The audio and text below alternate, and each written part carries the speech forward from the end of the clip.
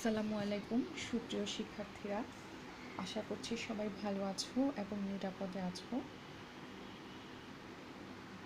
Honours third ইয়ারে এখন আমি যে ক্লাসটা কন্টিনিউ করব তা হচ্ছে সোশ্যাল স্ট্রাকচার অফ বাংলাদেশ।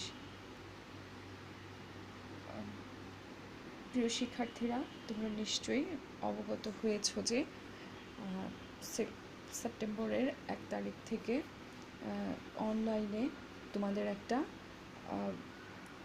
30 নম্বরের একটা এক্সাম নেওয়া হবে। হ্যাঁ, তো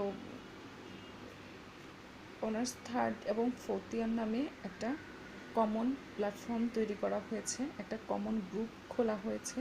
তোমরা সবাই সেখানে অ্যাড হবে, অনেক ইনফরমেশান তোমরা সেখান থেকে পাবে।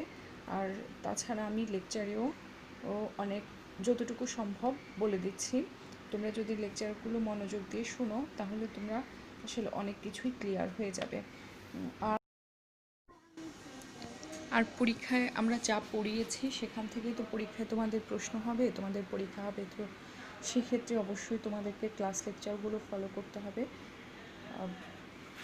তাহলে আশা করছি তোমরা ভালো করবে। 30 নাম্বারের পরীক্ষা হবে, 30টা ব্রিফ কোশ্চেন দেওয়া হবে। ওই 30টা ব্রিফ কোশ্চেন তোমরা উত্তর লিখে আমাদের যে মেসেঞ্জার পার্সোনাল আইডি আছে সেই পার্সোনাল আইডিতে পাঠাবে। আর আমরা মেসেঞ্জার গ্রুপে তোমাদেরকে প্রশ্ন দিয়ে দেব, তোমরা কিন্তু উত্তরপত্র পাঠাবে আমাদেরকে পার্সোনাল আইডিতে। ক্লিয়ার মেয়েরা? প্রিয় ছাত্রীরা, এসো আমরা এখন আমাদের আজকের পাঠ কন্টিনিউ করি। আজকে আমরা ভূমি মালিকানা নিয়ে আলোচনা করব। ভূমি মালিকানার ধারণা নেব ভূমি মালিকানা সম্পর্কে, ভূমি মালিকানার ধরন এবং ভূমি মালিকানার গুরুত্ব সম্পর্কে আলোচনা করব।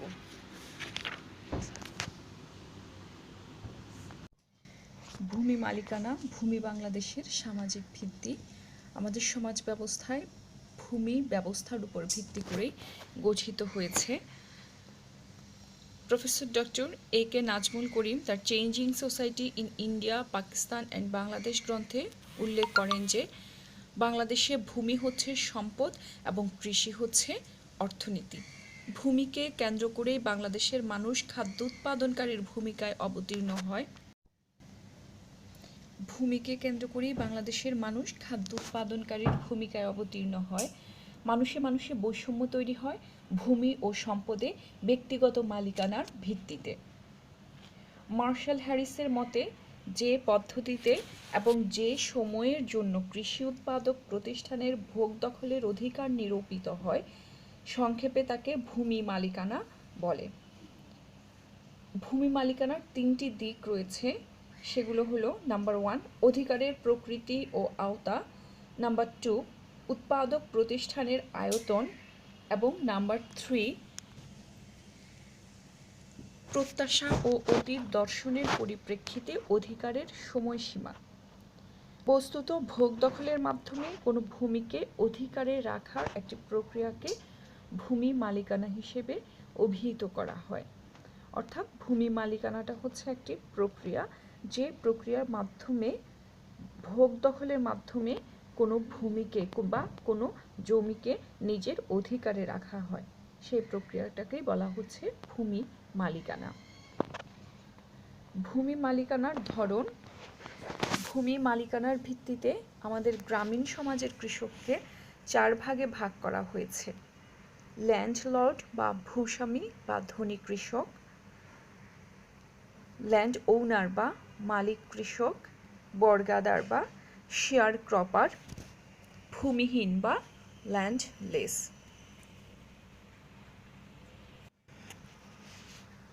ধনী কৃষক কারা? যাদের প্রচুর জমি আছে, এরা নিজেরা কোনো শ্রম দেয় না জমিতে, মজুর ও বর্গাদারদের শোষণ করেই এরা জীবন ধারণ করে। এরা খুব স্বাচ্ছন্দ্যে জীবনযাপন করে, এদের অর্থনৈতিকভাবে কোনো অভাব নেই। এরা অন্য সব শ্রেণীকে শাসন করে, রাষ্ট্রীয় পর্যায়েও এদের প্রভাব আছে। এরা বর্গাদার ও বর্গা চাষিদের সাথে বৈবাহিক সম্পর্ক স্থাপন করে না। মালিক কৃষক বা ল্যান্ড ওনার, এরা প্রত্যক্ষ বা পরোক্ষভাবে কৃষির সাথে জড়িত। এদের জমির মালিকানা থাকা সত্ত্বেও জমিতে কাজ করে অথবা তার শ্রম কৃষি শ্রমিকদের তত্ত্বাবধানে ব্যয় করেন। এরা উৎপাদনের অংশ সবটুকু ভোগ করে। এরা মজুরি শ্রম নিয়োগের মাধ্যমে কৃষিকাজ পরিচালনা করে। বর্গাদার বা শেয়ার ক্রপার, এদের অধিকাংশেরই নিজস্ব কোনো জমি নেই। অন্যের জমিকে বর্গা চাষের মাধ্যমে এরা জীবনযাপন করে। এরা অধিকাংশ সময় নিজেরাই কৃষিকাজ করে, অনেক সময় মজুরি শ্রম নিয়োগ করে থাকে। এরা একই গ্রামে ল্যান্ড ওনারদের কাছ থেকে জমি লিজ নিয়ে চাষাবাদ করে থাকে। সাধারণত এরা লিজকৃত জমির অর্ধেক রেন্ট বা ভাগ হিসেবে জমির মালিককে প্রদান করে থাকে। বর্গাদার নিজেরাই সমস্ত উৎপাদনের উপকরণের মালিক। অনেক সময় জমির মালিক উৎপাদনের উপকরণ, বীজ, লাঙ্গল ইত্যাদি দিয়ে থাকেন। ভূমিহীন বা ল্যান্ডলেস, এদের কোনো জমি নেই। এদের প্রধান কাজ হলো অন্যের জমিতে মজুরি শ্রম বিক্রি করা। জমির মালিকগণ এদের দৈনিক মজুরির ভিত্তিতে নিয়োগ করে। এদের অনেকেই জমি লিজ নিয়ে চাষ করে, তবে এরা বেশি জমি লিজ নিতে পারে না, কারণ অনেকের উৎপাদনের উপকরণ যেমন গরু, লাঙ্গল ও অন্যান্য উপাদান নেই।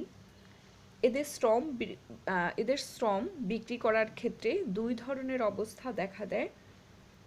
অনেকে গ্রামে কাজ করে, আবার অনেকে গ্রামীণ শ্রমবাজারে গিয়ে মজুরি শ্রম বিক্রি করে। ভূমির মালিক, বর্গাদার ও ভূমিহীন প্রত্যেকেই প্রত্যেকের মধ্যে পারস্পরিক সম্পর্কে আবদ্ধ।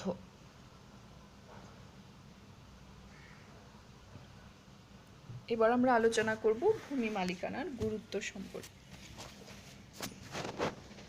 ভূমি মালিকানার উপর ভিত্তি করেই বাংলাদেশের সমাজ ব্যবস্থা আবর্তিত হয়।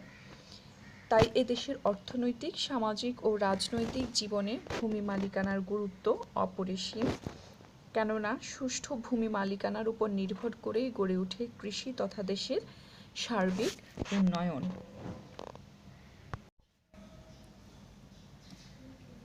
এখন আমরা ভূমি মালিকানার গুরুত্ব দেখি, কি কি গুরুত্ব আছে। প্রথমে বলা হচ্ছে উৎপাদন বৃদ্ধি।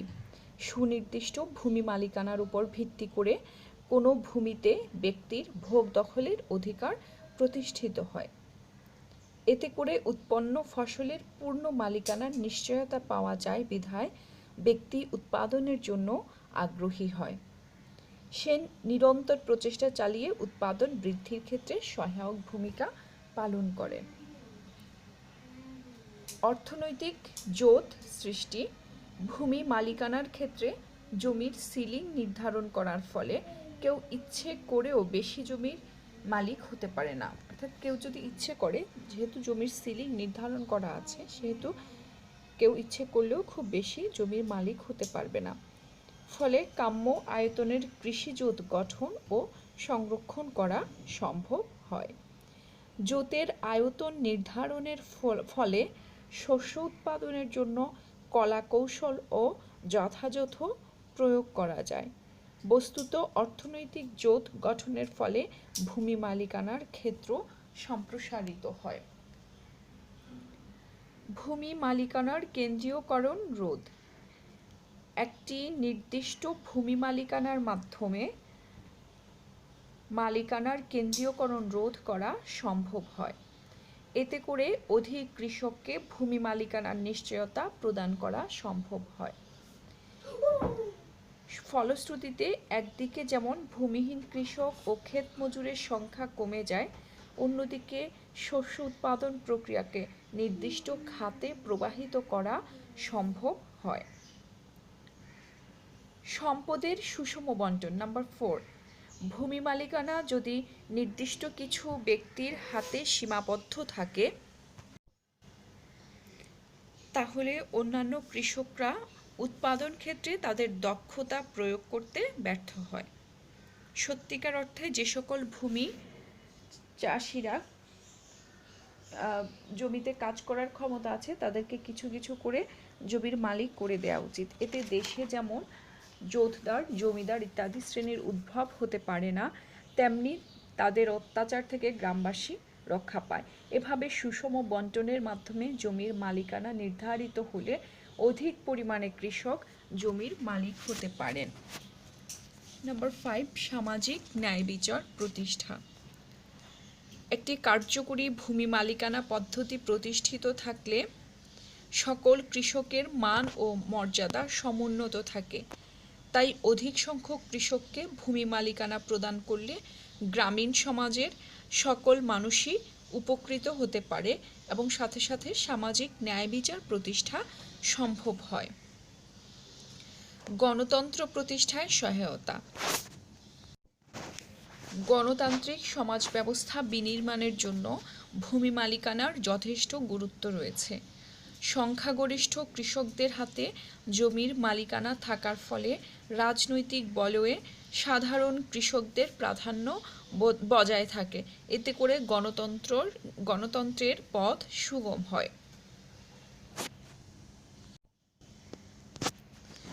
ভূমিহীন কৃষক। ভূমি মালিকানার ফলে জমির মালিকানা কতিপয় লোকের হাতে কেন্দ্রীভূত হলে ভূমিহীন কৃষকের সংখ্যা বৃদ্ধি পায়।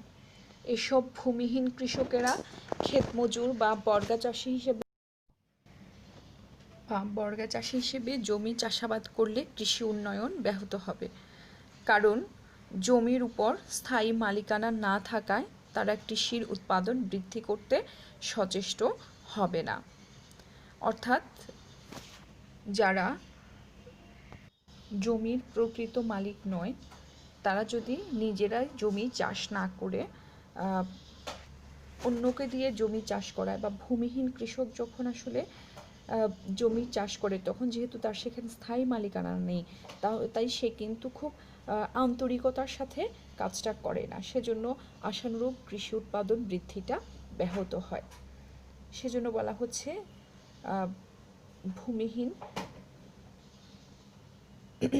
ভূমি মালিকানার ফলে জমির মালিকানা কতিপয় লোকের হাতে কেন্দ্রীভূত হলে ভূমিহীন কৃষকের সংখ্যা বৃদ্ধি পায়। এটা কিন্তু আলটিমেটলি দেশের কৃষি ব্যবস্থার জন্য একটা নেগেটিভ দিক। আচ্ছা, তারপরে এসো সামাজিক গুরুত্ব। ভূমি মালিকানার সামাজিক গুরুত্ব রয়েছে। জমির পরিমাণ ও নিয়ন্ত্রণের অধিকার দ্বারা সামাজিক মর্যাদা ও প্রতিপত্তি নির্ধারিত হয়। জোতদার ও ভূস্বামীরা সামাজিক মর্যাদা ও প্রতিপত্তি ভোগ করে। অন্যদিকে ভূমিহীন কৃষকদের কোনো সামাজিক সম্মান নেই। রাজনৈতিক গুরুত্ব। ভূমি মালিকানার রাজনৈতিক তাৎপর্য ও কম নয়। ভূমি মালিকানা হতে সৃষ্ট জমির মালিকানা রাজনৈতিক অধিকারের মাত্রা নির্ধারণ করে। এ কারণে মধ্যযুগে সামন্ত প্রভুদের হাতে সকল রাজনৈতিক ক্ষমতা কেন্দ্রীভূত ছিল। 10. উৎপাদনের ক্ষমতা। কৃষি উৎপাদনের দক্ষতা বহুলাংশে দেশের ভূমি মালিকানা ব্যবস্থার উপর নির্ভর করে। ভূমি মালিকানা গণমুখী হলে কৃষি উৎপাদন বৃদ্ধি তথা উৎপাদনে দক্ষতা বৃদ্ধি পায়। লাস্ট ওয়ান, শান্তি ও শৃঙ্খলা। ত্রুটিযুক্ত ভূমি মালিকানা ব্যবস্থা সমাজে আইন শৃঙ্খলার অবনতি ঘটায়। অর্থাৎ সমাজে মামলা মোকদ্দমা এবং খুব বেশি অস্থিরতা তৈরি হয়। সুতরাং শান্তিপূর্ণ ও স্থিতিশীল সমাজ গড়তে হলে গতিশীল ও ত্রুটিমুক্ত ভূমি মালিকানার ব্যবস্থা অপরিহার্য।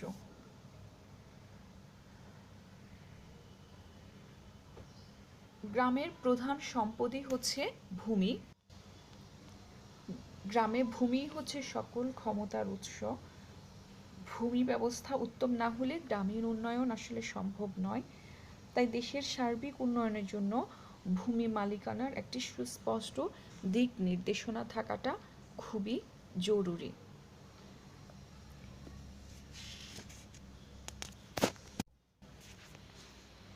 প্রিয় শিক্ষার্থীরা, আজকে আমরা ভূমি মালিকানার গুরুত্ব নিয়ে আলোচনা করলাম। ভূমি মালিকানা সম্পর্কে ধারণা পেয়েছি আমরা ভূমি মালিকানার ধরনগুলো সম্পর্কে জেনেছি। আশা করছি তোমরা লেকচারটা খুব ভালোভাবে শুনবে। আর তোমাদের পরীক্ষার ব্যাপারে আমরা বলছি যে আমরা 30 নম্বরের 30টা ব্রিফ কোশ্চেন দিব। সেখানে যেমন ধরো ভারতীয় গ্রাম সম্প্রদায়গুলো ছিল ক্ষুদ্র ক্ষুদ্র প্রজাতন্ত্রের মতো। উক্তিটি কার? Sir Charles ম্যাটকাফের। হ্যাঁ, এভাবে আমরা 30টা প্রশ্ন দিব, তোমরা 30টা উত্তর লিখবে। আর আমি সোশ্যাল স্ট্রাকচার অফ বাংলাদেশ এবং সোশ্যাল সাইকোলজি, তোমাদের সাথে তো আমার এই দুটো ক্লাসই আমি এই দুটো ক্লাস কন্টিনিউ করছি। দুটো বিষয়েই আমি তোমাদেরকে প্রথম 3টা chapter, first chapter, second chapter, third chapter, এই প্রথম 3টা চ্যাপ্টার থেকেই আমি প্রশ্ন করব। হ্যাঁ, অর্থাৎ প্রত্যেকটা চ্যাপ্টার থেকেই আমি 10টা করে প্রশ্ন দিব, 3 10 30। আর সেক্ষেত্রে অবশ্যই তোমরা জাতীয় বিশ্ববিদ্যালয়ের যে প্রিভিয়াস কোশ্চেনগুলো আছে সে প্রিভিয়াস কোশ্চেনিয়ারগুলো দেখবে। হ্যাঁ, বিগত অন্তত কম করে হলেও 4-5 বছরের বিগত বছরের প্রশ্নগুলো দেখবে।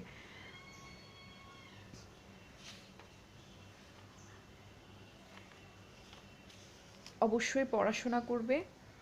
আর এমনিতে তোমাদের যে কোনো বইয়েরই মানে চ্যাপ্টার শেষে তোমাদের এই ব্রিফ কোশ্চেনগুলো নিয়ে কিন্তু আলোচনা করা হয়েছে, তোমরা সেসব বইয়েরও সাহায্য নিতে পারো।